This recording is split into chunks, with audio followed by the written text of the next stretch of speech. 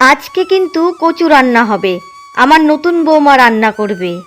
মা, বৌদি কচু রান্না করতে পারে কি না কে জানে। না জানলে শিখে নেবে। আমার সংসারে সব শিখতে হবে। এরই মধ্যে নতুন বউ আসে। মা, আমি সাহায্য করব?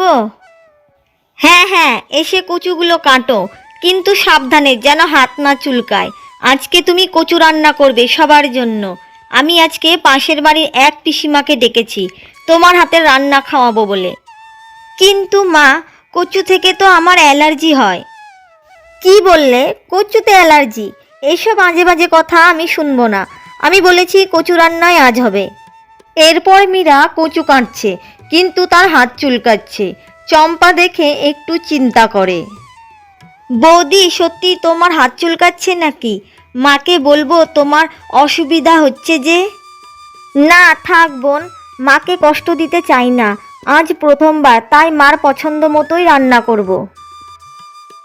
এই দেখো, আমার বৌমা আজ নিজের হাতে কচু রান্না করেছে। তাই নাকি? আহা, বৌমা তো দেখছি একেবারে পাকা রাঁধুনি। সত্যি রান্না খুব ভালো হয়েছে। মা, কচু আরেকটু দেব? আমি নিয়ে নেব, তুমিও খাও দেখি কেমন রান্না করেছো।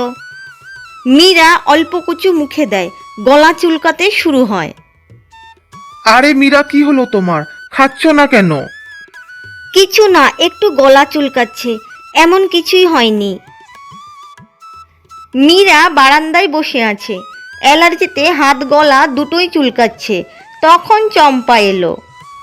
বৌদি, তোমার তো অবস্থা খারাপ, মাকে বলবো? না, বলো না, মা ভাববে আমি নাটক করছি। ঠিক তখনই মীরার শাশুড়ি সব শুনে নেয়। এ কি হয়েছে বৌমা? তোমার বুঝি খুব অসুবিধা হচ্ছে কচু খেয়ে? মা, বৌদি বলেছিল না কচুতে অ্যালার্জি আছে, তাও রাঁধিয়েছ তুমি। বৌমা, আমি ভুল করেছি। আমি ভেবেছিলাম তুমি অজুহাত দিচ্ছ। না মা, আমি জানি আপনি ভালো চেয়েছিলেন। আপনার মন রাখতে চেয়েছিলাম বলেই খেয়েছিলাম।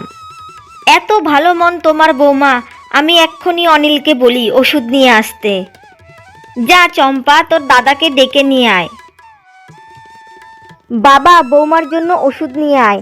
আমার ভুলের জন্য বৌমা কচু খেয়ে খুব কষ্ট পাচ্ছে। ঠিক আছে মা, আমি এক্ষুনি নিয়ে আসছি। মীরা ওষুধ খেয়ে এখন সুস্থ। উঠানে সবাই বসে আছে, বাতাসে শান্তি। মীরা সবাইকে ফল কেটে দিয়েছে। আজকে এই ফলগুলো সবচেয়ে মিষ্টি লাগছে। জানো কেন? কারণ এতে আছে বৌমার ভালোবাসা। আজ থেকে তুমি শুধু আমার বউ নয়, মার আদরের মেয়েও।